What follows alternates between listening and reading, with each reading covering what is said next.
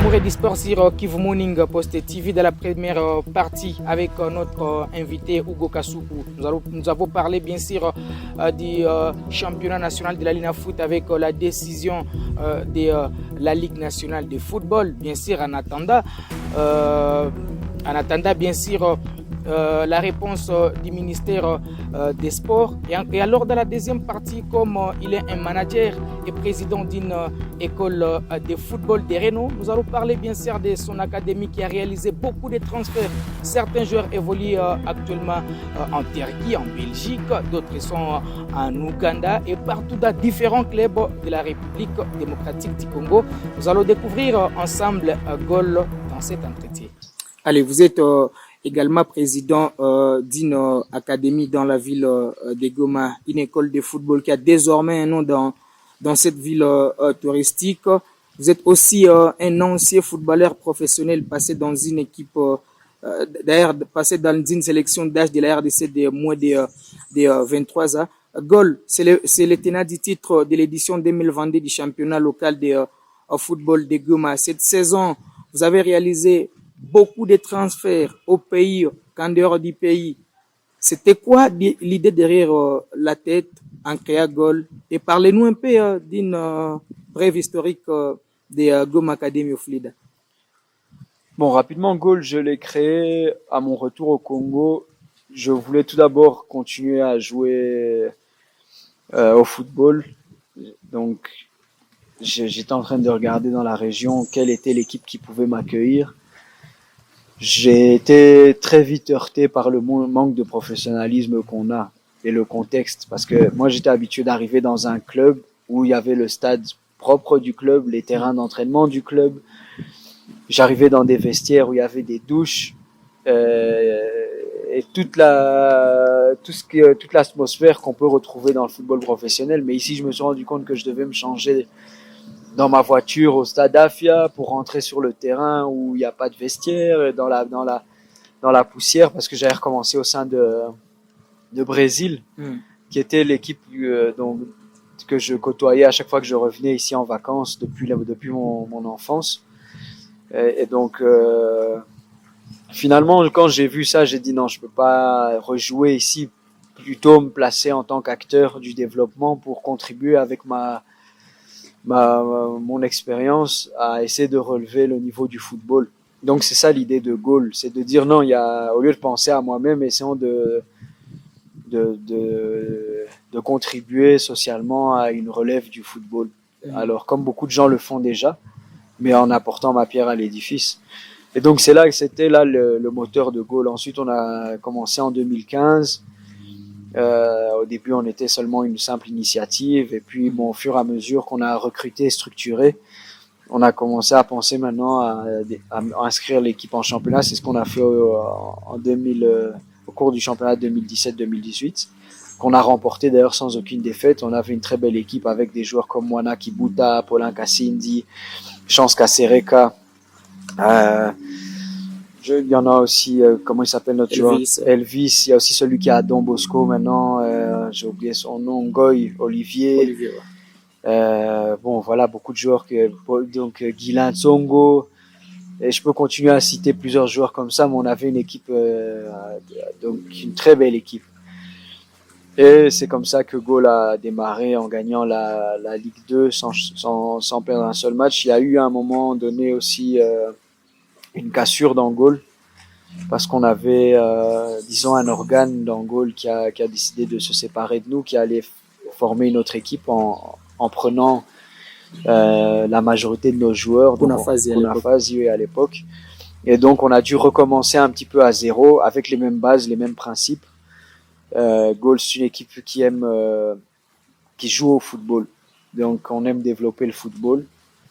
Développer un bon football, ça passe par des schémas tactiques, et on y reviendra après par rapport aux résultats que Gol est en train d'avoir actuellement, parce que je pense que cette histoire de schéma tactique va revenir et a une influence sur les résultats qu'on a actuellement. Et donc voilà, on veut le beau jeu, on a un jeu très engagé, c'est une équipe qui a pour but de former. Pour répondre à votre question par rapport au fait qu'on vend beaucoup de joueurs, c'est parce que nous, on est là pour former.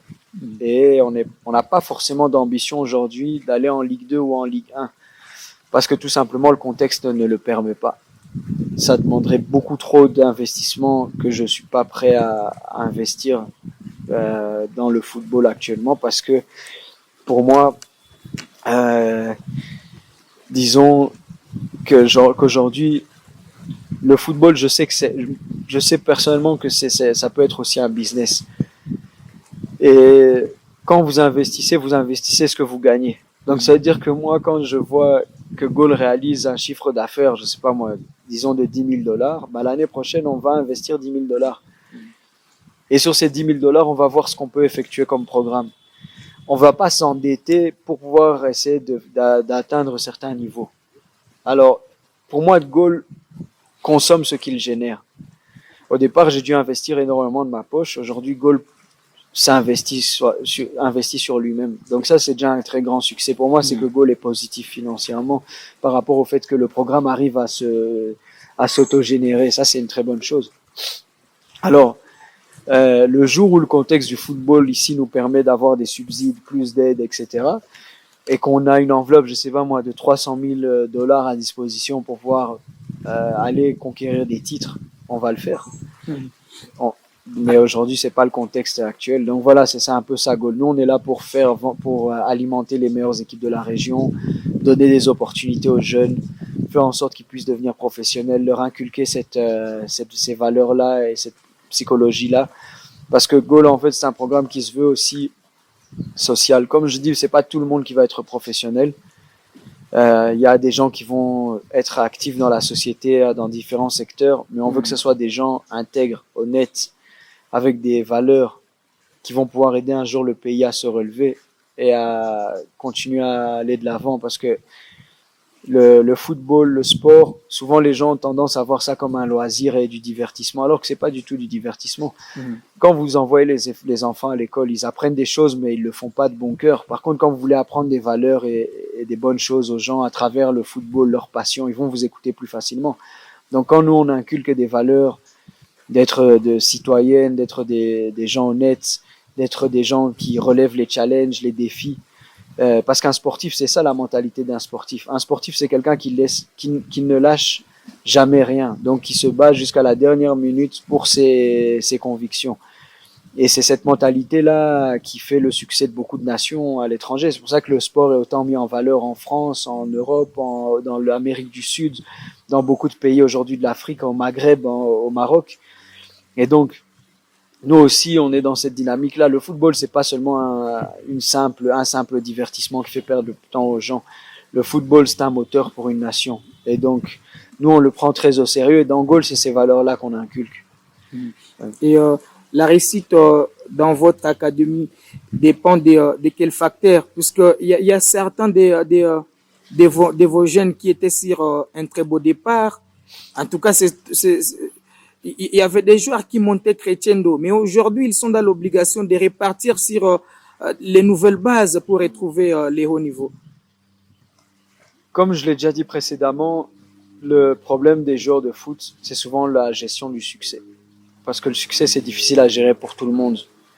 Et dans le passé, on a fait l'erreur de ne pas les accompagner après le fait qu'ils soient partis de chez Goal. Donc souvent on les a laissés. Bon, des fois on n'a pas eu le choix aussi parce qu'ils ont été entraînés par des agents ou par différentes personnes.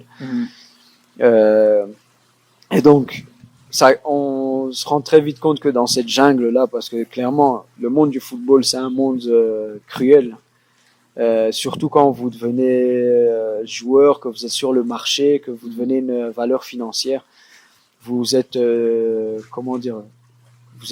disons, livré à vous-même face à des gens qui ne voient que leurs intérêts. Et le fait que Goal a parfois libéré les joueurs en les laissant aller trop tôt vers certaines autres structures, ça a été un problème. Aujourd'hui, c'est pour ça que dans la vision stratégique de Goal, on parle de after Goal, c'est-à-dire en français après Goal.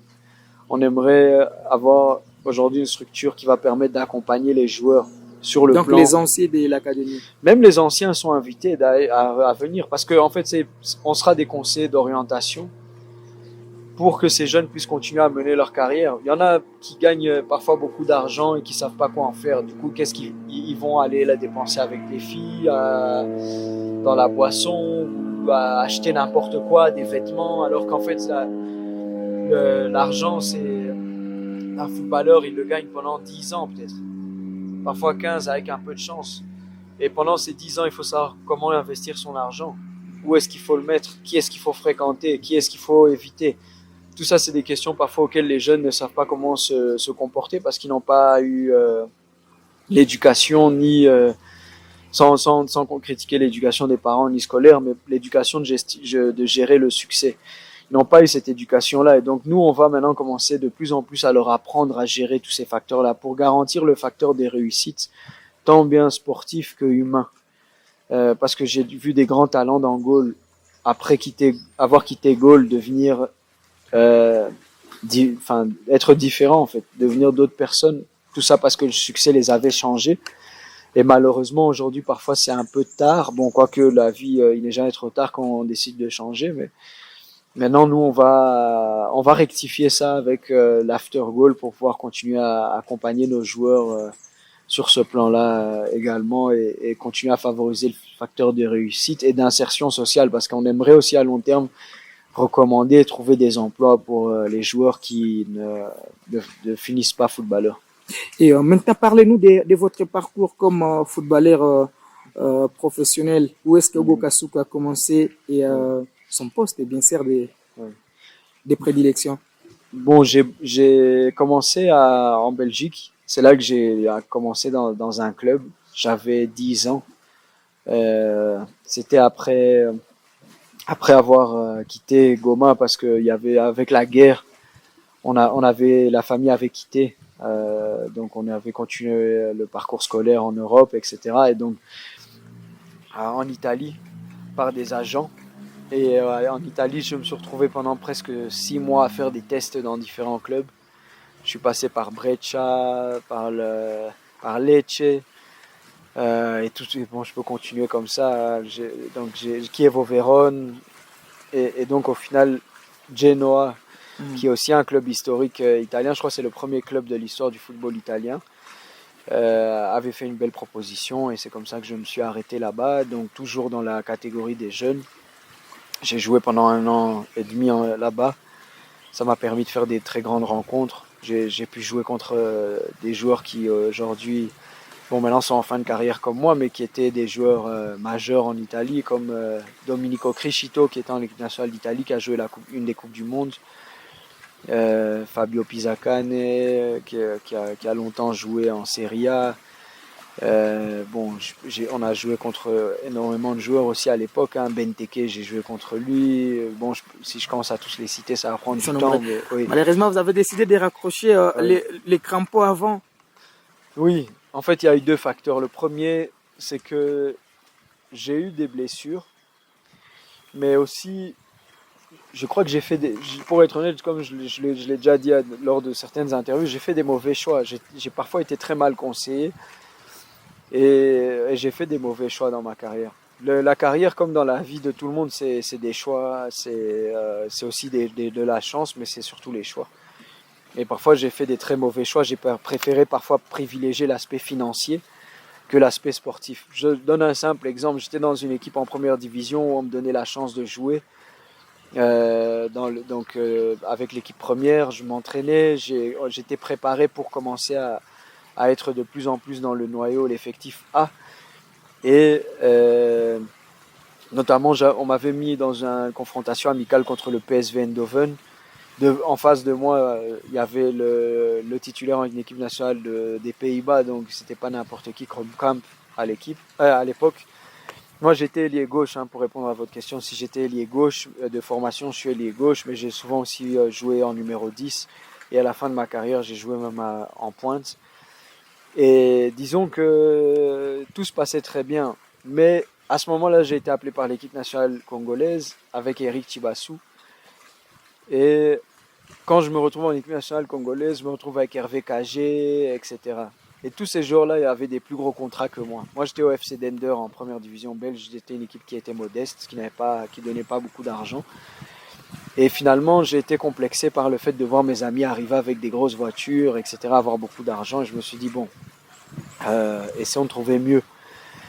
J'ai fait des belles performances avec l'équipe nationale et c'est là que j'ai été demandé par des clubs allemands. Il y avait Mönchengladbach et Duisbourg, où a joué notamment mon ancien coéquipier Wilson Kamavwaka. J'ai été approché par ces équipes-là, j'ai été faire des tests là-bas, etc. Je me suis brouillé avec ma direction. Et quand ils m'ont demandé au juste qu'est-ce que tu veux, j'ai dit non, moi je veux plus d'argent, je veux un meilleur contrat. Mais eux me disaient mais non, il faut rester ici d'abord parce que nous on te donne la chance d'évoluer, etc. On te connaît déjà, on fait un travail sur toi. Mais je voulais plus rien entendre. Et donc à la fin, malheureusement, ça ne s'est pas matérialisé avec Duisbourg. Donc je suis revenu à la case départ. Et à la case départ, on m'a dit non, nous on n'a plus besoin de toi parce que tu es indiscipliné. Donc vous voyez un peu les choix. Et ce choix-là m'a vraiment après suivi toute ma carrière parce que j'ai plus jamais trouvé une opportunité. Et dans ma tête aussi, j'étais frustré. Et j'avais personne pour me recadrer correctement à cette époque-là. Parce que les agents qui étaient autour de moi, ils étaient là seulement pour leurs intérêts pour la plupart. Bon, j'ai eu la chance de rencontrer après un monsieur qui s'appelait Paul Audin Bondo, qui a été un très grand conseiller pour moi, mais il est arrivé trop tard dans ma carrière, à un moment donné où j'étais, même physiquement, j'avais des difficultés parce que j'avais certaines blessures, mais il m'a aidé. D'ailleurs, c'est lui aujourd'hui qui manage un de mes joueurs qui s'appelle Gloire Ngumbi. Et ce monsieur Audin a été un mentor pour moi et s'est révélé être une personne qui a considérablement façonné la personne que je suis aujourd'hui. Mais il est arrivé trop tard. Et j'ai fait des mauvais choix. Aujourd'hui, c'est pour ça que quand je vois mes joueurs faire des choix, je vois très vite qui fait les bons choix et qui fait les mauvais. Allez, merci beaucoup, Président Hugo. Ça a été un plaisir pour nous de parler football, surtout du pays, mais également de votre académie. Merci à vous aussi également pour le temps. Merci. Allez, merci à toute l'équipe de Kivu Morning Post TV. Merci également à tous les internautes qui nous suivent. Vous êtes encore nouveaux. En tout cas, abonnez-vous massivement pour ne rater aucune de nos prochaines productions sur votre télévision en ligne.